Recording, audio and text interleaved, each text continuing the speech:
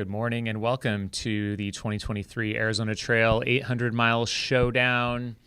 This is going to be our final show, unfortunately, a little premature, but this will be our wrap-up show. If you tuned in yesterday, we did get word that Michael McKnight abandoned his attempt at the Arizona Trail this year after a couple hard-fought days to try and work through some issues with his knee. Yep. And ultimately decided, it wasn't going to happen this year. So at the end of the show, we got word yesterday that he was, after one final attempt climbing up into Four Peaks from Roosevelt Lake, that he wasn't going to be able to do it this time. So, man, a lot of emotions. Yeah, and he definitely went through a lot of troubleshooting those last few days, just trying to problem solve while keeping up a very high rate of speed. That bar was set very high by string bean, so you're riding like a fine line. Yeah, I mean, we watched. It's tough having that ghost tracker. I think it's so cool for us observing, but I can imagine that it's difficult to see that. I mean, we did know at the back of that FKT attempt from string bean, as we talked to him yesterday. I mean, he lost probably at least 24 hours of moving time, so there was that buffer on that back end to kind of catch back up. But yeah, after Mike had to kind of sit out a day, he basically burned through that buffer. Yep. And ultimately, I mean, he was there mentally. He was there physically, except for his knee. Yep. And ultimately, just the risks to that, to even try and push through. I just think it was just it became impossible at some point. He really gave it his all, everything he could do. Just wasn't in the cards. So. Yep. But yeah, without further ado, we are joined by Michael McKnight and Ben Light as they are en route home. They're, I believe, back in the state of Utah on their way home. Good morning, guys. Hey, guys. Good morning. Good morning. Wish this was under different circumstances, Mike, but thanks for taking the time to join us today for a little bit of a recap show. How are you today? I'm really hungry. Can imagine. Yeah. Have you burned through all the sausages? No, I think I have 2 or 3 left to have at home. Yeah. But no, I mean, it hurts. So, yeah. Second attempt on the trail here. Of course, didn't make it as far as you wanted to. Talk us through maybe all the troubleshooting that you went through in the last couple days, and then ultimately, maybe walk us through the mile up that you did and what ultimately, like, it was probably just apparent that it wasn't going to happen at some point. Yeah, so I mean, it all started with that climb up to Rogers Trough, that 18-mile section from Picket Post. I had my 4 liters of water with me, which was more than enough in other sections, even that 37-mile section from the bridge to Picket Post. But for those of you who've never been in this Rogers Trough section, I'd say like the final 5-ish miles, you're climbing out of this canyon, and just like you're stuck in that canyon for the first 12 or so miles. And it just trapped all the heat down in there. And so I was blowing through my water and ended up rationing it and got pretty dehydrated. And so shortly after that dehydration, we hit the superstitions. And it was about 4 or so hours after that where I was just walking, like everything was fine. And then all of a sudden, like my quad, my VOM seized up and I could barely walk. And so we were actually making really good time with the superstitions. I felt like I was pretty positive in there because like I mentally knew what was coming in that section, how rough it was. And I felt like we were moving well and we were staying positive. And then as soon as that quad just seized up on me, I could barely move and we slowed down significantly. And so, yeah, that whole next day was just trying to figure out what happened and what we could do to fix it. But nothing was working. So you set out from Picket Post. So Picket Post to Rogers Trough was like no crew support through that whole section. Is that true? Yeah, that 18-mile section. Yeah. It would sound like a gallon of water is a good amount. You would think that would be enough. it's not like you were going out there with a handheld. No. I mean, last year I think I had 2 liters in most sections, which wasn't enough, and so I felt like doubling that for all these sections is going to be more than enough. And I mean, even like the first day, there were some really hot sections, and that was more than enough. But like for some reason, that Rogers Trough section, I don't know if it was just the canyon and how like the heat being trapped in there, but it just felt significantly hotter than all the other days, and I blew through that 4 liters. Wow. When I actually went through that exact same section, there was somebody like halfway through that section. There's kind of like, it's almost like a parking area, but it's just kind of like a flat dirt lot. But somebody was suffering heat stroke out there and like completely collapsed. And so we ended up like staying with them for quite some time. But I remember feeling that exact same way on that section, and that was going down it. So yeah, I can't imagine, especially going up those final switchbacks at the end, like brutal. Well, actually the switchbacks were nice because there was a bit of a breeze. Sure. But like, yeah, just the first 12 miles where you're just down there in that canyon the whole time, like there was nothing. It was just cooking us. It's like you never know what's going to happen out there. You can plan, but you can get caught off guard. So, yeah, that's pretty crazy.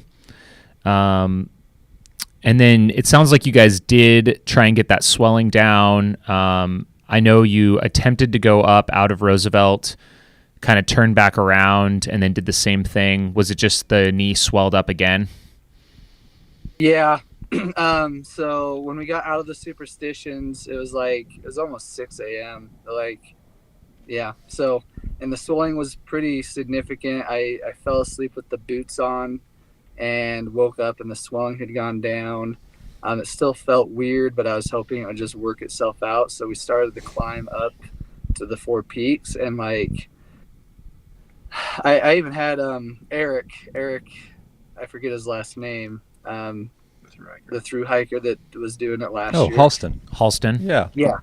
He came out to do that section with me and another friend too. And so he had a knee brace that he let me borrow, which took the pain away, which gave me a lot of hope. So we started climbing. The pain was still kind of there, but not significant. But I glanced down and I noticed that even with the brace on, the swelling was like getting significantly higher again. And so I stopped and took the brace off, and like I had no kneecap, I had no quad muscle, like I just had grandma knees, legs, essentially. Like it did not look good. So we hobbled back, and I mean, I had a lot of phone calls in that section. I talked to Jeff Browning, who called a PA coach of his.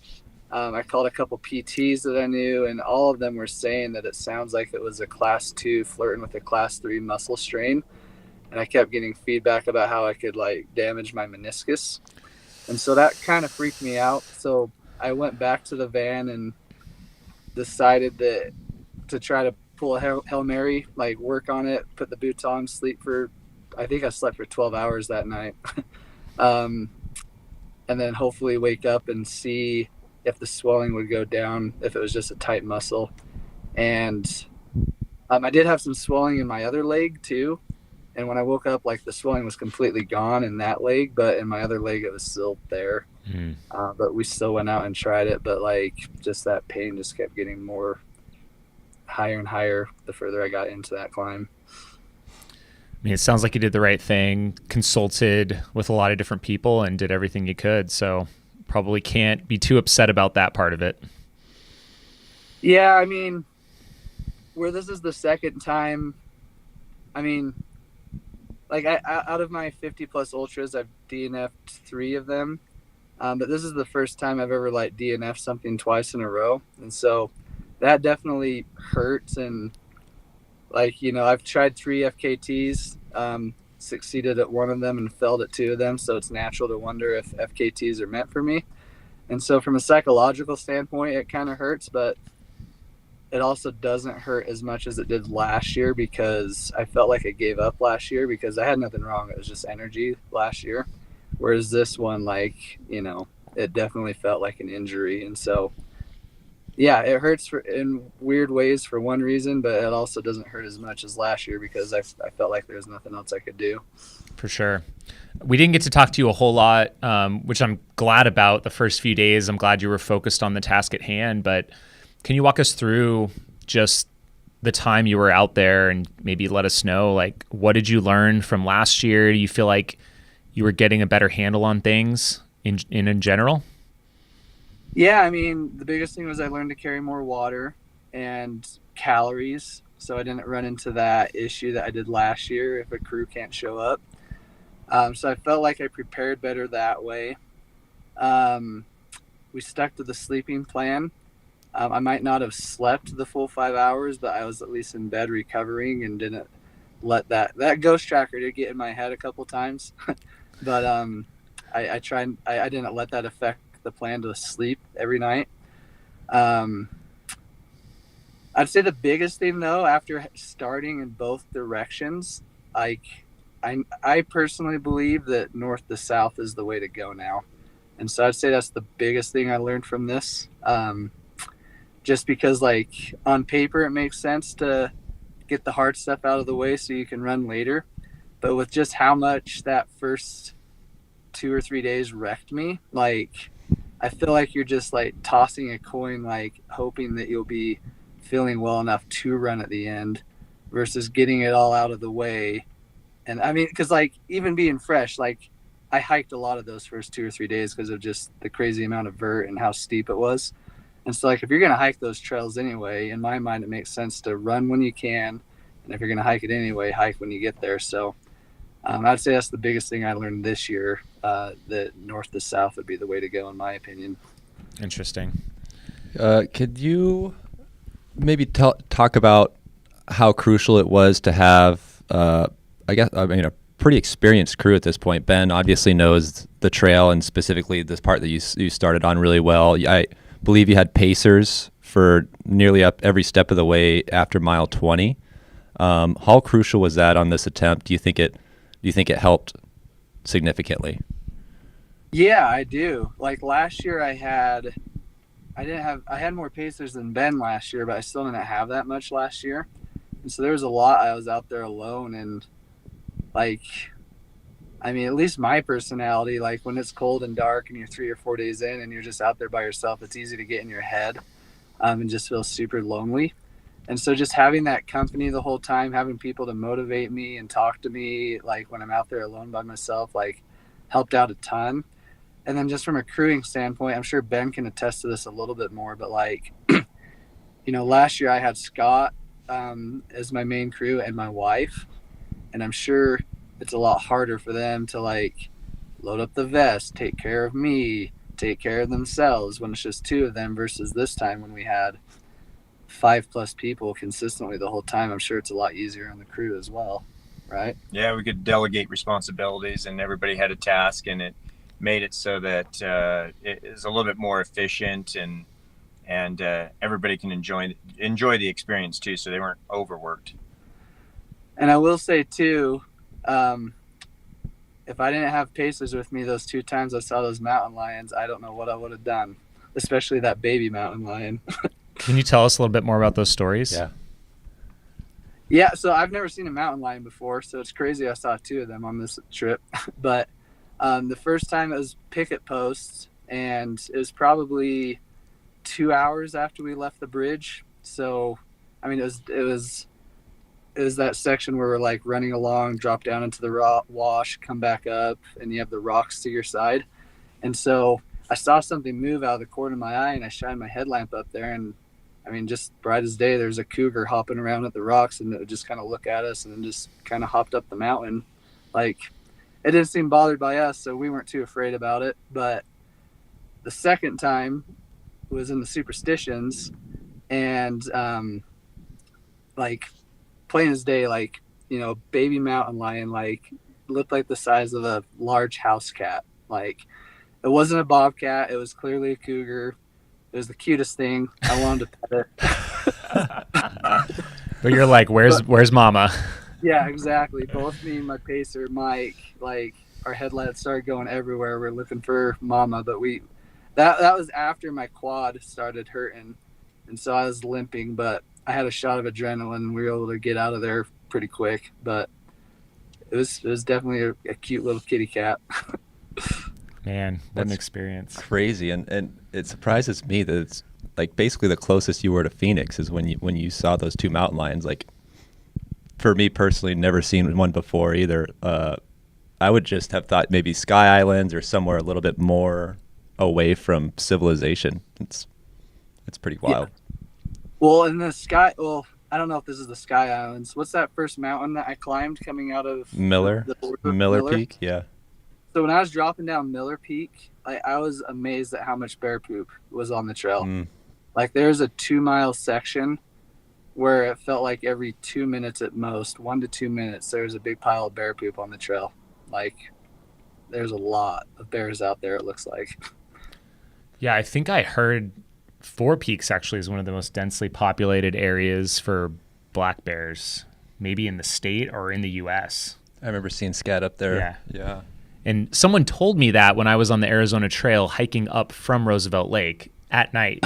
And so like that didn't sit super well with my psyche that evening. And I had to camp on the trail, of course, by myself. So good times. Can you talk a little bit about some of your favorite sections and why on this trip? On this trip? Just like beauty-wise or, I don't know, memorable, iconic, anything. I mean, that first day was pretty rad. Like, it was a surreal... I don't know why it was surreal, but just climbing up and looking behind me and looking at all those mountains in Mexico. Like, that was pretty unique and cool. The second day, I forget what the section was called, where that new trail was that we took. Was that Washington? Right. Well, it's like Santa Rita Mountains, foothills, kind of. Yeah, those were awesome. Those had stellar. I mean, all of it's like Arizona. As much as the desert kills me, like. I mean, I had a rough go at Cocodona 2 times, even 3 times. Like this year was still kind of rough. Arizona Trail, I've had a rough go. So like, even though the desert just doesn't jive with me for some reason, like the scenery is just amazing. Oh, what are the cactuses called? Are they called Saguaro? Saguaro. Yeah, like climbing up to what is it called? Mica Peak? Yeah, through Superstition. Saguaro National Park. Yeah. Yeah. It's one of our national parks. Yeah. Pretty amazing. Like, it's so like those cactuses are just huge and dense and like towering over you, and there's so many of them. Well, climbing up Mica is, I think, one of the coolest things because you are in Soro National Park the whole time, but you start with these like insane cactus forests, and then it gives way to pine trees in just such a short amount of time, and it's like so direct, and you go through so many different ecosystems right there. It's like, it's very cool to see the transition in real time. It's such a fast transition. Yeah. You start out and then you start super hot. Like it was a really, really hot climb. And then just as you start getting into the trees, like, the temperature, it felt like it dropped 15 degrees. Like, yeah.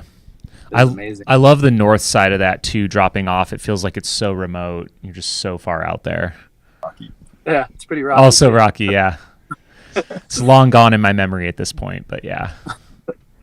It seriously feels like someone in your trails drives up in a dump truck and just rock off on the trails. Mike, did you stop by Manning Camp on the top of Mount Mica and we maybe get a refill there?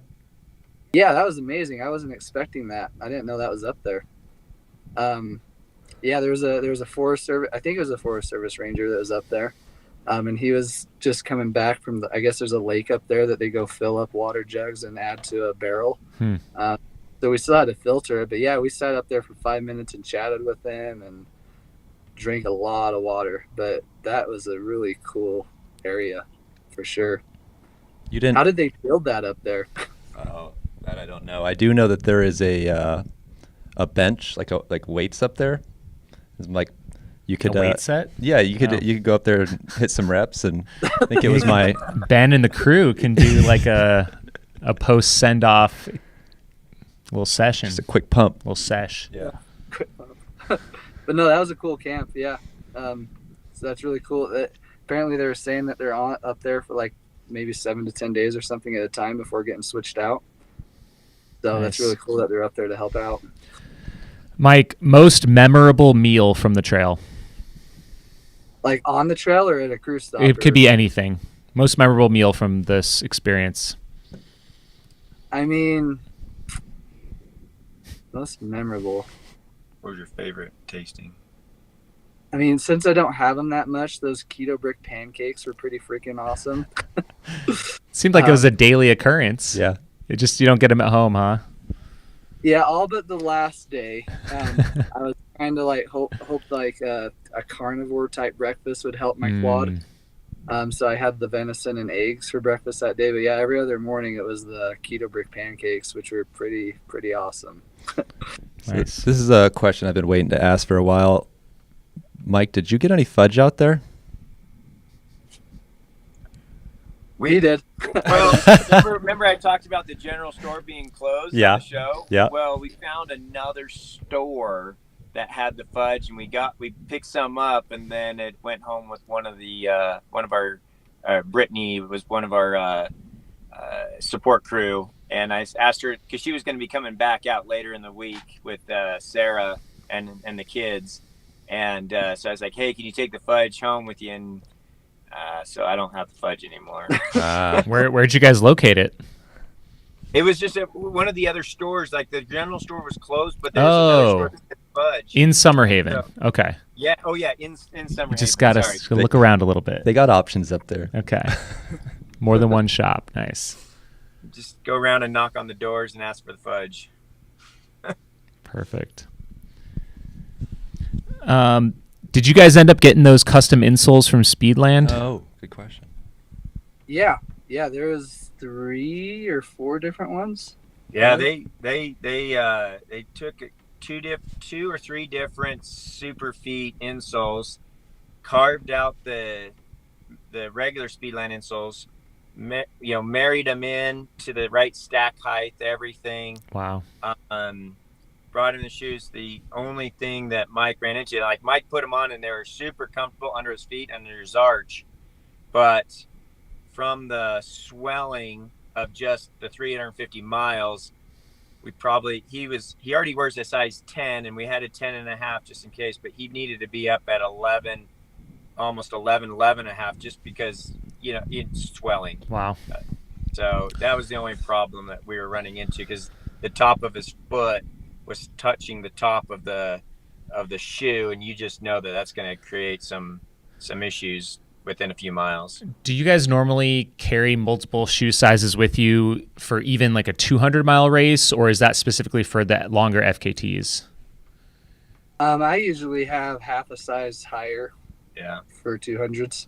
Yeah, once you start putting on a little bit of blister care, I mean, you automatically get a swell once you stop, because your foot's going through so much trauma and everything like that. So you'll get a little bit of swell that will actually subside within a mile or two. Like you stop, you rest for a second, that swells up. You have to untie your shoes and retie them. But within a mile or two, you can they'll loosen up because the swelling starts to flush. So I always carry, but then if you start to go with some blister care, that's going to add a few eighths of an inch here and there and stuff like that. So I know both of us as coaches, we always refer to our clients I always tell my clients to go out and buy half to a one size bigger, keep the box, keep the receipt. If you don't need it, great, take it back. But it's a deal breaker if your feet swell up too much.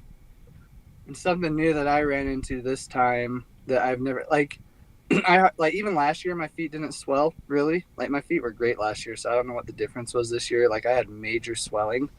But something I didn't even think of is like in the future I'm gonna have to order socks a little bit bigger because I wear Injinji, and those final 2 days, like I had some struggles getting my feet to fit in my socks. So that was a new experience for me. I think it's the hiking, because I had swelling last year also, and you're hiking so much and running versus like a nice run where you have a good gait and you're hitting a good,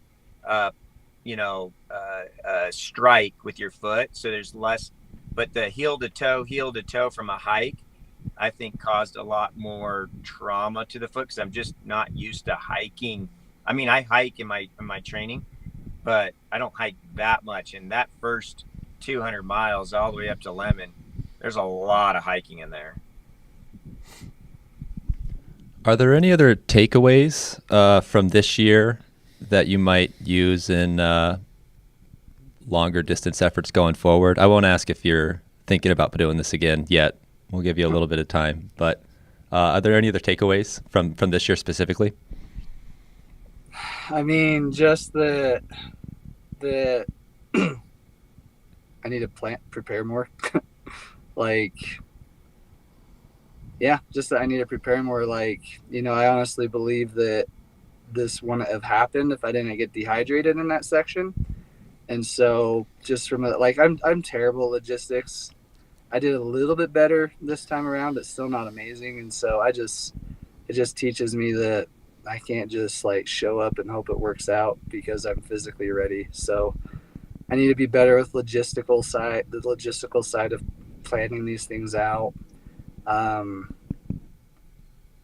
say that's the biggest thing I learned for myself. Yeah, I think it's really interesting to me that 4 liters was not enough for that section, because I personally would have, that's about the biggest carry I had on the entire Arizona Trail, is about 4.5 liters. So it's tough, because you can't really carry a whole lot more than that and still be efficient at moving, especially when you got an 18-mile stretch. So it's a fine line. Yeah, and I was talking to Jeff briefly about it too, and like it could just be as simple as having like a 15-liter pack on reserve. Mm-hmm. And so like, you know, when you get to a section where it's like, okay, it's going to hit mid-80s, you're stuck in a canyon for most of this section, let's swap out the normal running pack for a 15-liter, and you're just going to hike it, but you got to carry 6 liters of water with you. Yep. Hard way to learn that one, I guess. I guess, yeah, maybe we will talk a little bit about this. I saw in your post, like, obviously a couple failures here, but it looks like you did hint at wanting to come back again. Is that on your mind right now? Yeah. It's hard because, like, I can't, like, from a crew standpoint, I'm not going to keep expecting people to come out and help me. I think that's one of the things that really hurts. Like, the weather, like, aside from a couple hot days, the weather panned out. It wasn't terribly overgrown. I was heading to cooler temps. I had a ton of people out there to crew and pace me. So it's like, it was a perfect opportunity. And so, I definitely want to do it again. Will I have this many people? Like, I don't know. Probably not. I doubt, though, I'll do it next year. I think I need a year break from it. So yeah. But yeah, like, even if I have to come back and like I don't end up getting the FKT, like, whatever. Like, I got to finish the trail though. So I'm definitely gonna come back sometime. For sure. Well, I wouldn't be surprised if you have plenty of people coming out. I wouldn't feel guilty about that. I think people are having like an amazing time out there. Getting a lot of personal satisfaction. I know we love being part of this too, so yep. We would definitely do this again. We we just need to find a way to actually get out there with you at some point. Yeah, one of these days. But you're bringing a lot of people out to places that they normally wouldn't go and experience, and I think it's this whole experience. You and everybody you bring in, I think it's cool. Well, and it's an inspiration too. I think we just saw a comment in there, like, people just following along on this journey are probably thinking about, how can I push my limits? What FKT or long trails in my backyard? And it's a cool side of the sport, and I like that you're going after it. It's, I think we as ultra runners always like looking for what's next, and it seems like once you've done a bunch of hundreds or even 200s, it's like this is kind of that next frontier for a lot of us. Right, and combining it with a good cause. Yeah. Yeah, there's a few people I coach. We have conversations, and they're like, I've done this, and this. Like, I don't know what to do next. And I was just like, well, have you looked at FKTs in your area? And they haven't. So FKTs are unique in that sense because, especially if you're into 200s, it's like we have Cocodona, we have the Destination Trail Series. We just have the new one in Canada, the Divide. But, like, compared to hundreds, there's not that many 200s out there. So it's it's easy to blow through those and then wonder what to do next. And it's like there's no shortage of 200 plus mile trails out there that you can go try to set an FKT on. Sure. And I mean, a lot of the 200s too, I mean, you are going long stretches without aid. So it's really just a matter of forming your own logistics team and you kind of creating your own event for yourself. So it's pretty cool.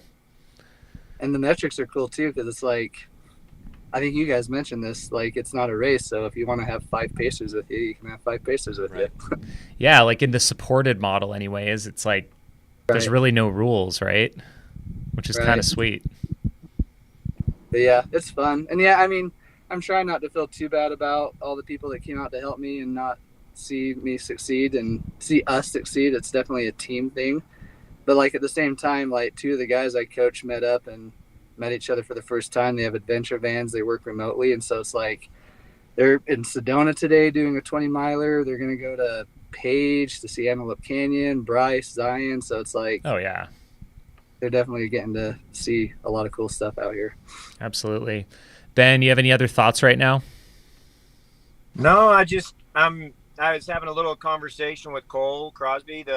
You guys are going to be following his FKT this next week over in Boston area. Yep. And I just think it's really, I want to hats off to him for putting himself out there. After doing a 200, that's opened up his the perspective of what's next and what can I do? What is my potential? And for you guys to jump on board and to help cover his endeavor as well. So I just want to say hats off to you and hats off to him. And I would love to see more, FKT Showdown. I really think we should coin FKT Showdown and hopefully we'll see more of that because it's a whole nother ball game. And I think with what you guys are doing here and bringing the awareness to the sport and bringing the community together, it's, I just think we're on the verge of something new and remarkable. So I really want to thank you guys for following this along and it's not going to be the last time for either Mike or I got some crazy ideas in my head already. You know me. So I have a bunch of bad ideas in my head. So I can list them off. Yeah, thanks for saying that, Ben. I think we both echo that right back at you guys. So, I mean, it takes courage to put yourself out there. Like, obviously, you have a lot more eyes on you than you normally would have, and so thanks for letting us follow you around, bug you throughout this whole crazy effort that you're doing. But yeah, to that point, Ben, I think that's a great idea. Like, yeah, maybe this is the FKT Showdown show, and it just, anyone out there that's doing one of these, like, reach out to us. We'd be happy to talk. And if you have that support team and support crew that can help on the other end of things, we can certainly help over on our end. I mean, it would be, I think, a lot of fun to follow. New text message from Jeff Schiller. It would be a lot of fun to follow, I think, a lot more of these efforts that are out there across the country throughout the whole year. Like, we'd be happy to do more and more of these shows, more and more coverage of FKTs in general. I think there's people that want to see it. I mean, right now it's like, maybe 50 people tune in live and we get about 900 views. But I think once more people hear about it, it could really grow. So it's good stuff. Awesome. Yeah. Can you hear us? Because it just switched Bluetooth devices. We can still hear you, yeah. Okay.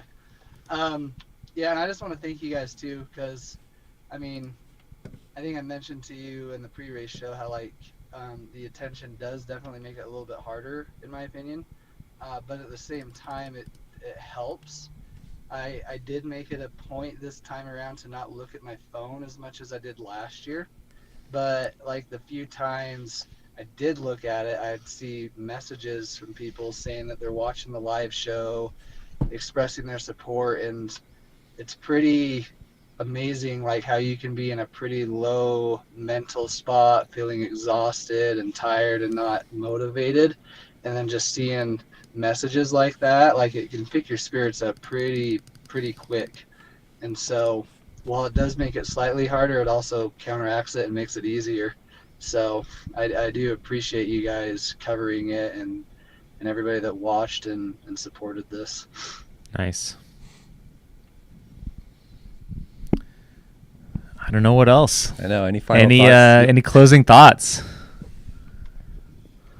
You have any closing thoughts? No, just if anybody out there is watching that has that desire and they really feel that the math adds up and that they can possibly achieve an FKT or go after a lofty goal, as I say, it's that first step of courage is something that will change your life forever. So trust in yourself, display the courage and go after it. Don't sit in the shadows. Don't always wonder what if. You only have one life.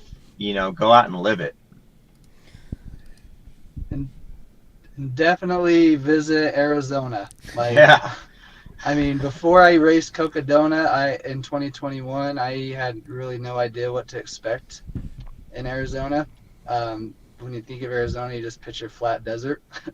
But the mountain ranges that you have out there are pretty epic. As hard as they are, they're very, very beautiful. Superior, that area, Payson, Pine, amazing places to go see. So go explore the mountains of Arizona because they're pretty rad. Well said. And before we wrap up, Mike, for anybody watching, is the donation link still open for Rod's Heroes? Yeah, it is. I didn't get as many donations as I hoped for, but I did see a lot of people shared the video that I made, and donations absolutely help these children get adopted because it's so expensive, but the visibility of this child, people knowing who he is, in my opinion, that is kind of the number one priority. And so I do appreciate everybody that shared the video that talks about Johan, but the link is still live. And so even though I didn't complete the FKT, the urgency for finding him a family is still there. We're in the month of November, and if he doesn't find a family by the end of the month, he's not going to get a family. So if anybody that's watching, if you could help out with that would be amazing.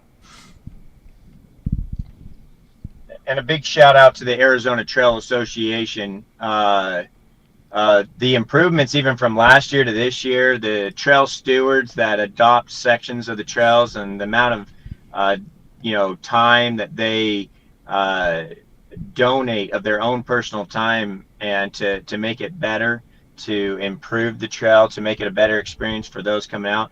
This year, I'd have to say I saw about 5 to 10 times more through hikers this year than even last year. So it's becoming even more and more trafficked and popular and visited. So a big shout out to the AZ Trail Association as well for a job well done in developing this and continuously developing the trail even better.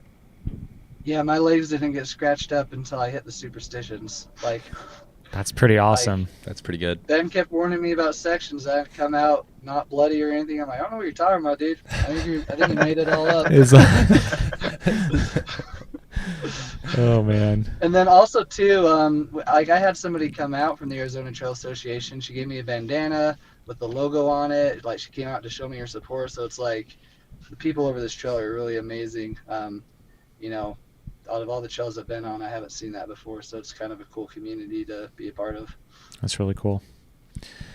Awesome. Well, I think this is going to wrap us up for this year. Ben, Mike, thank you so much. Shout out to the team, everyone involved in this, all of our special guests throughout the last week. I think it was a star-studded cast. That was so fun having all of those Arizona Trail FKT history heroes with us, living legends. And yeah, we'll be in touch soon, guys. Can't wait to see what you both do next. Thank you. See you at Cocodona. All right. All right.